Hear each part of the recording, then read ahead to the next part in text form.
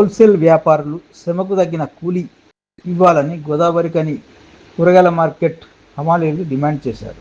Godavarikhani press క్లబ్లో మంగళవారం కరీంనగర్ జిల్లా హమాలీ సంఘం అధ్యక్షులు ఎంఏ గౌస్తో కలిసి హమాలీలు ఏర్పాటు చేసిన మీడియా సమావేశంలో వారు మాట్లాడుతూ, గోదావరికని కూరగాయల మార్కెట్లో హమాలీ పనులను చేసే తాము ప్రస్తుతం పెరిగిన ధరలకు అనుకూలంగా కూలీ రేట్లను పెంచాలని అడిగితే హోల్సేల్ వ్యాపారులు తమను దొంగలను చేస్తూ మాట్లాడడం సరికాదన్నారు. కూరగాయల మార్కెట్లో జరిగే విషయాలను బయటపెడితే హోల్సేల్ వ్యాపారుల విషయాలను కూడా బయటపెట్టాల్సి వస్తుందని అన్నారు.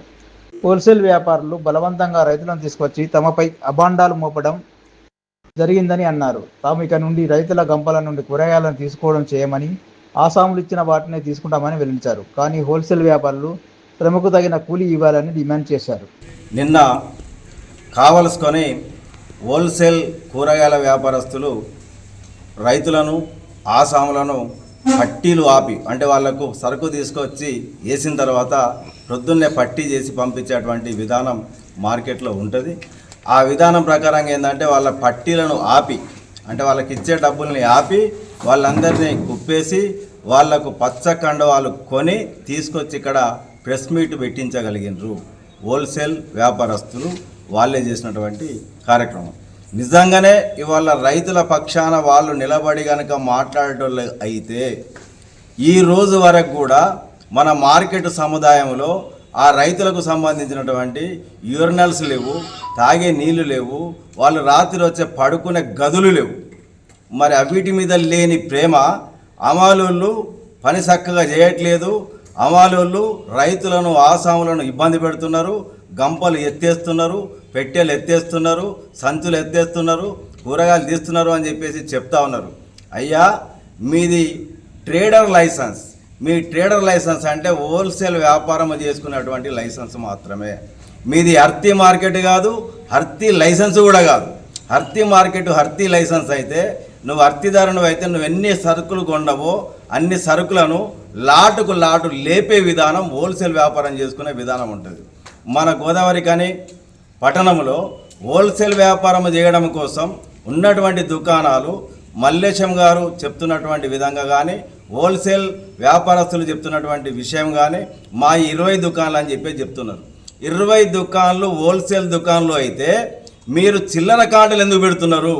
ఒక్క 4 దుకాణాలు మాత్రమే హోల్సేల్ వ్యాపారం చేస్తారు. మిగతా 16 దుకాణాలు రిటైల్ వ్యాపారం చేస్తూ ఉంటారు. రిటైల్ వ్యాపారం అంటే 2 కిలోలు, 3 కిలోలు, 5 కిలోలు అమ్మేటువంటి హోల్సేల్ రిటైల్ వ్యాపారం చేసుకున్న దుకాణాలు 16. ఈ 16 దుకాణాలలో పనిచేసేటువంటి వాళ్ళందరినీ మెమేకం చేసి ఈ 4 దుకాణాలకు ఏవైతే పోటీ పడి వ్యాపారం చేస్తున్నాయో వాళ్లకు ఆటంకం కలిగిస్తూ వాళ్లకు విషయము పొంతన కుదరక వాళ్ళ అక్కసంతా కూడా కూలీలమైన మాపీద తీసుకునే విషయము ఎక్కడిదని చెప్పేసి మేము అంటా ఉన్నాం. మాకు రైతులు శత్రువులు కాదు, ఆసాములు శత్రువులు కాదు.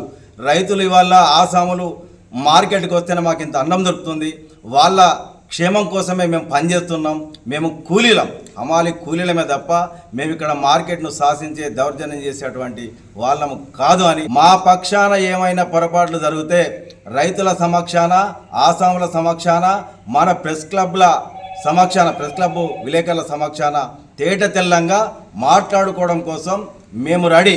మేము 40 ఏళ్ళ నుంచి వెళ్ళి మార్కెట్లో కూలి పని చేసుకొని కూలి నమ్ముకొని బ్రతికే వాళ్ళమే తప్ప మేము వ్యాపారస్తులను నువ్వు ఇది చేస్తున్నావు, నువ్వు అది చేస్తున్నావు అని చెప్పట్లేదు. నిక్కరంగా రైతును అక్కడ పెట్టుకొని ఆ రైతు తీసుకొచ్చినటువంటి సరుకు 20 రూపాయలకు అమ్మి 10 రూపాయల పట్టి గడిచినటువంటి పద్ధతి మీ హోల్సేల్ వ్యాపారస్తుల పద్ధతి.